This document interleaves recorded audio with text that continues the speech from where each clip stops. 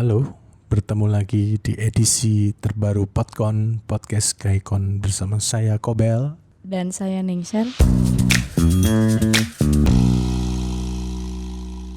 Ningsel AP ganti nama nanti di edisi berikutnya mungkin ya. Ganti nama siapa kok? Lah katamu golek nama sing kekinian. Oh iya, ganti Sheila on Seven kali ya. Apa Sheila bungkus? Bungkus apa nih? Bungkus jari. Oh, kirain bungkus Nin. Nah, hari ini kita berdua mau membahas sedikit mengenai bungkus. Bukan bungkus Nin, tapi mengenai kasus si Gilang Bungkus. Ya, seperti diketahui dia ini ditangkap karena sukanya membungkusi korbane. Wow, jadi mumi dong. Nah, cuma sing tatakno iki sebelumnya dibungkus iku apa gak dipeseni dhisik, karet siji, karet loro. Oh ya benar, kayak gado-gado ya. Kayak pecel. Oh, pecel, ganti lagi. Iyalah nek Surabaya pecel. Sing usum iku pecel. Nah, jadi si Gilang ini di Tenggarai ini dia mempunyai kelainan ya. Kelainan cuma dalam hal perilaku seksualnya. Jadi dia ini bisa jadi mendapatkan kepuasan bila menyaksikan atau melakukan tindakan membungkus lawan jenisnya itu. Dibungkusnya pakai apa dulu ini? Nah, dibungkusnya pakai jari, makanya itu namanya Gilang bungkus jari. Oh, berarti dia ini ya, kelainan seksual gitu ya? Iya, nek dibungkus pakai koran iku jenenge martabak. Enggak lah, salah. Salah, nek martabak pakai daun pisang. Nek koran Lombok. Nek korane Lombok. Nah, jadi fetish itu sendiri kalau kita berdasarkan Wikipedia ini adalah suatu hal yang secara singkatnya ya, suatu hal yang bisa membuat penderitanya itu mendapatkan kenikmatan seksual. Nah, cuma seringkali yang mendatangkan kepuasan itu adalah benda-benda yang boleh dibilang benda-benda yang umum. Jadi misalnya dalam kasus si Gilang ini ya dia itu mendapatkan kepuasan dari membungkus pakai jari. Ada yang lain itu dia itu pengennya lawan mainnya itu pakai sepatu high heels atau pakai kostum binatang. Ada juga yang sukanya kalau lawan mainnya itu pakai stocking atau bertato atau bertindik. Nah, kalau Ningsil senengnya apa? Aku kalau jadi Gilang, aku pengen punya lawan jenis yang berkumis. Berkumis. Selain berkumis? Apa ya? Enggak ada yang lain deh. Cuman pengen yang berkumis aja. Nah, jadi bagi yang Anda pendengar setia Podcon yang berkumis, bolehlah layangkan foto dan ke redaksi Gaikon ya. Siapa tahu nanti ada yang menarik minat Ningsil. Nah, tapi nanti kalau misalnya sudah kirim foto ternyata kumisnya palsu, nanti kena denda loh. Nah, jadi kalau menurut Ningsil apakah orang yang mempunyai fetish ini bisa dianggap patut untuk dijadikan suatu kayak maksudnya dianggap sebagai ancaman di masyarakat? Enggak, karena itu penyakit. Jadi apa ya? Orang kalau punya kelainan seksual berarti kan dia punya penyakit. Entah itu dari lahir atau bawaan lingkungan. Jadi kalau menurutku sih itu bukan suatu tindak pidana yang harus diproses secara pidana. Ya, tapi kan ada juga fetish itu yang dia mendapatkan kepuasan kalau melihat korbannya berdarah, dipukul, dicekek. Nah, kalau kayak gitu gimana? Oh, itu beda lagi. Kalau itu sudah menyangkut fisik, kekerasan ya bisa ke jalur pidana sih. Cuman kalau cuman fetish kayak kain jari gini tok, yo nek menurutku sih enggak lah ya. Tapi kalau ya kita ngomong dari sisi hukum, sebenarnya di hukum Indonesia KUHP ini ada nggak sih yang mengatur mengenai masalah fetish kayak gini?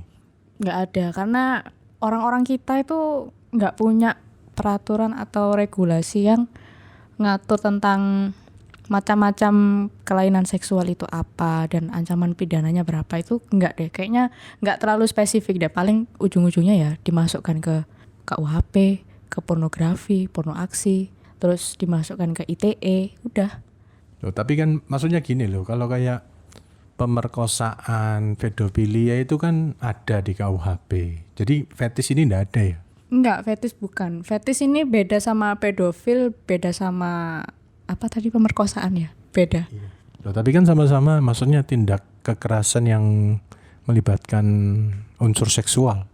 Iya, tapi kan ini di kasusnya Gilang kan konteksnya dia kan nggak di dalam satu tempat yang sama gitu loh.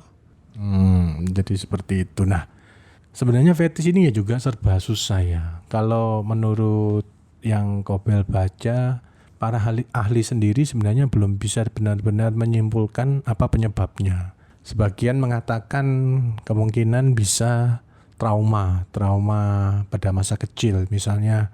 Nah, misalnya kita ambil contoh si Gilang, mungkin pada saat dia kecil dia pernah dibungkus oleh seseorang, terus dia dilecehkan secara seksual. Nah, terus itu menimbulkan trauma yang pada akhirnya itu malah menjadi obsesi bagi dia. Kan karena banyak kan yang kejadian dari pengalaman masa kecil itu sesuatu hal yang berkesan itu malah akan terbawa sampai dia besar. Kalau Nengshel pernah mengalami hal-hal gitu? Enggak pernah, paling ya cuman dicewer, cubit, dipukul gitu doang sih. Wah, jangan-jangan nanti Anda kalau dicubit, dijewer, nanti baru Anda akan gitu. Enggak lah, enggak. Aku enggak punya kayak gitu, enggak punya kelainan kayak gitu. Nah, tapi ini kan juga susah ya ngomong kelainan apa enggak, ini juga kan relatif.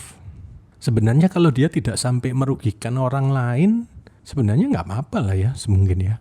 Merugikan sih, dibilang merugikan itu kembali ke korbannya sendiri ya. Kalau memang korbannya merasa nggak nyaman atau kalau misal dia merasa dilecehkan atau apa, mungkin bisa lapor ya. Cuman kalau korbannya ya buat oke-oke aja, dia oke, cuman buat mainan, ya seharusnya nggak usah ikut-ikutan lapor. Nah, tapi kalau gitu kenapa kok dulu Ariel di penjara? Kan si Cut Mari juga keenakan.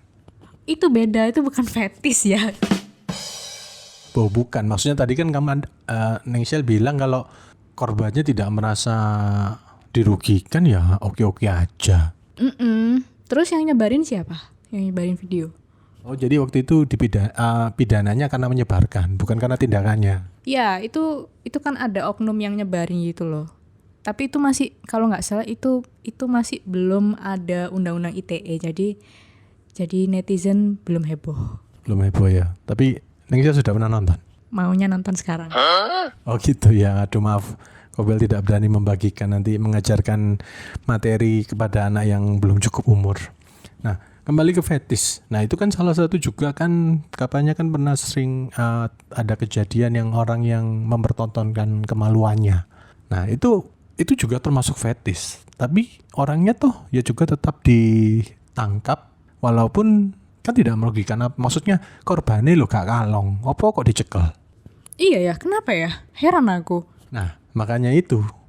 Coba Nengshel dari seorang praktisi hukum coba menganalisa. Kira-kira kenapa? Oh enggak, ini enggak ada hubungannya sama hukum. Ini lebih ke psikolog ya menurutku. Soalnya ini hubungannya sama kejiwaan gitu loh. Loh, ya tapi kan dia diproses sama kepolisian. Apakah bisa dianggap perbuatan yang tidak menyenangkan? Kalau dianggap perbuatan tidak menyenangkan sih iya masuk. Ya karena mungkin ada beberapa penyidik yang mengatakan ini pornografi, porno aksi di depan umum, mempertontonkan alat kelamin dan sebagainya. Tapi kalau itu buat kepuasan dia sendiri ya udahlah ya. Loh, tapi kalau misalnya sekarang ada anak kecil pipis di pinggir jalan, itu kan juga mempertontonkan kemaluannya. Seharusnya sama dong. Apa sekarang pasal di hukum itu mengenal kalau masih kecil enggak apa-apa, kalau sudah besar enggak boleh. Apa kayak gitu? Mempertontonkannya kan ini kan orang dewasa mempertontonkan dengan sengaja gitu loh. Dan dia itu ada tujuannya yaitu kepuasan. Kalau anak kecil pipis mah puas dari mana?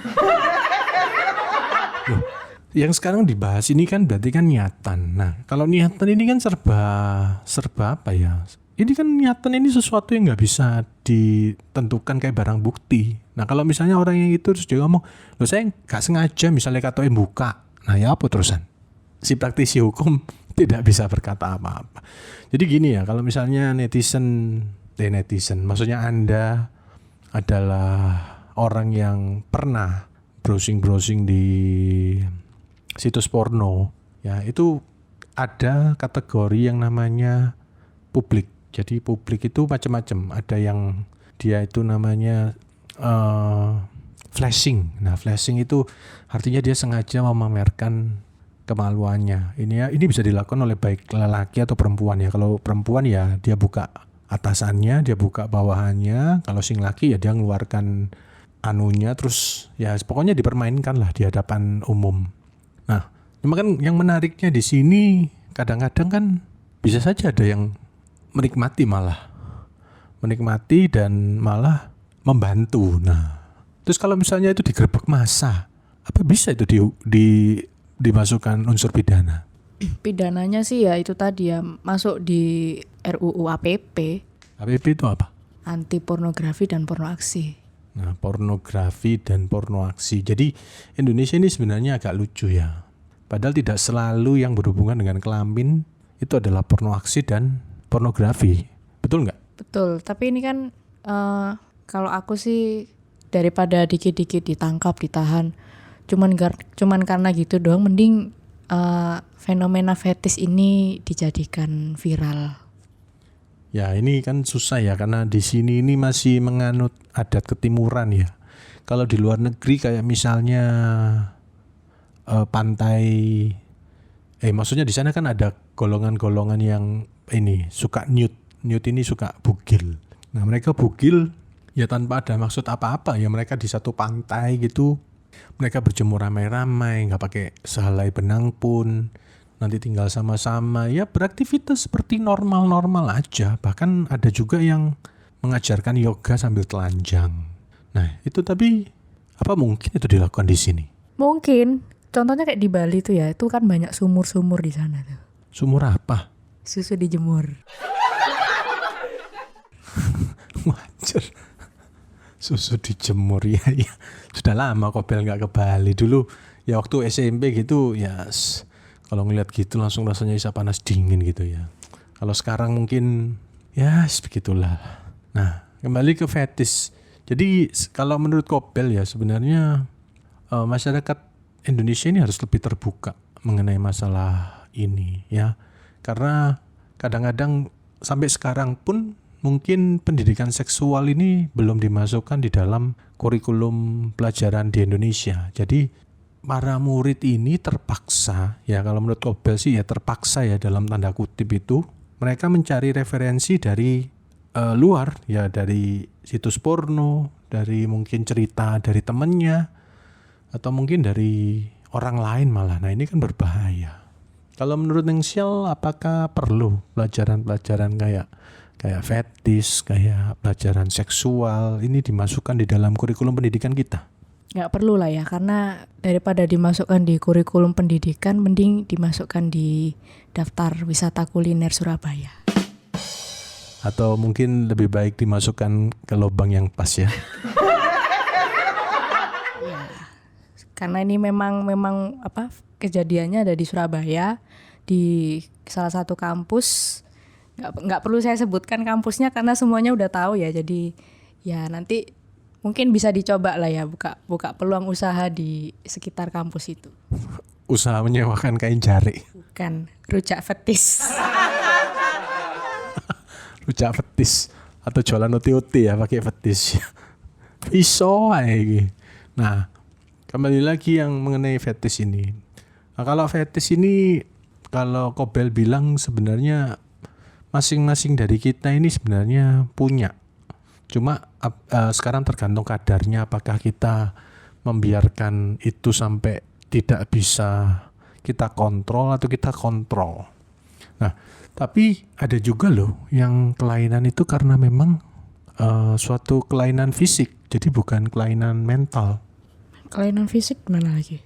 Jadi gini, ya ini nanti mungkin teman-teman yang berasal dari Fakultas Kedokteran ya mungkin bisa mengoreksi kalau misalnya salah. Jadi Kobel ini ada nonton suatu klip pendek ya, itu dari serial Good Doctor.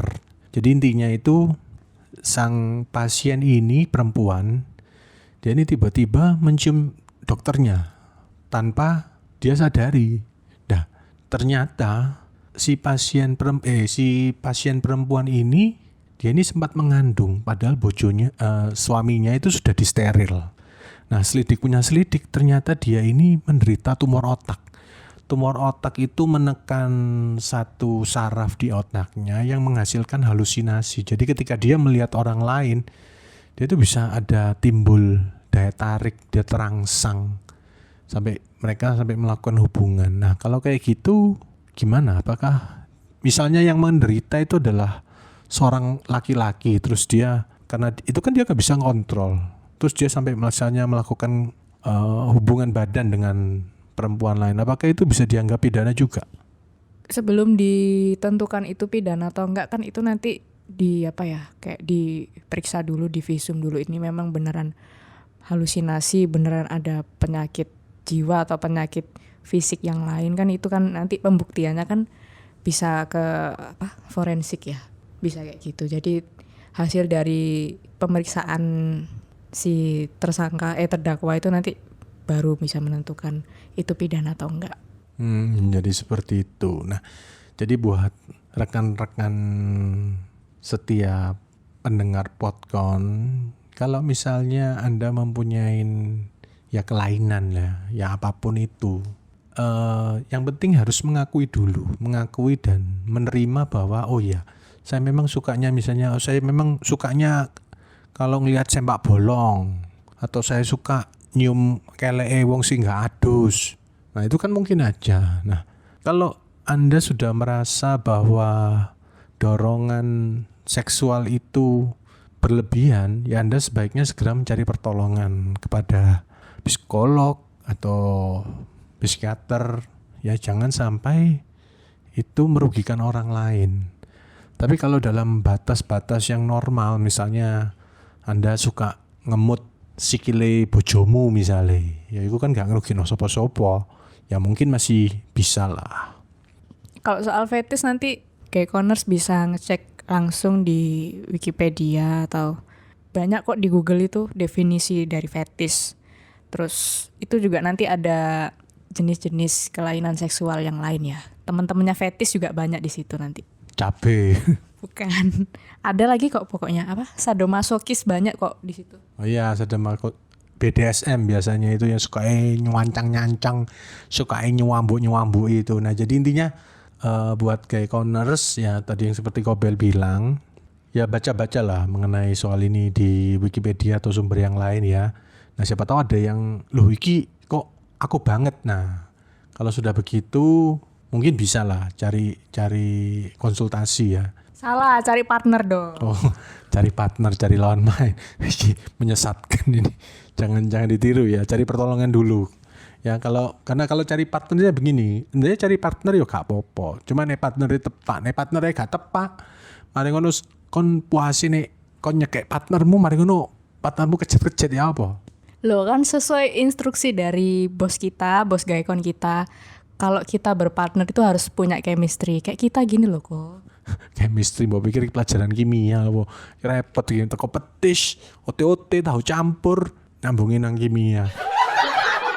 Oke, sekian dulu edisi Podcon kali ini. Seperti biasa, jangan lupa untuk mengikuti media sosial Gaycon di YouTube, Facebook, dan Instagram. Namanya sama ya, @Gaycon_Indonesia. Nah, kalau mungkin nanti buat Gayconers yang ada pengalaman fetis ya bolehlah tulis di komen atau DM aja enggak apa-apa. Siapa tahu nanti Kobel dan Engshell bisa membantu mewujudkan impian Anda. Stay safe, stay healthy selalu Gayconers. Bye-bye.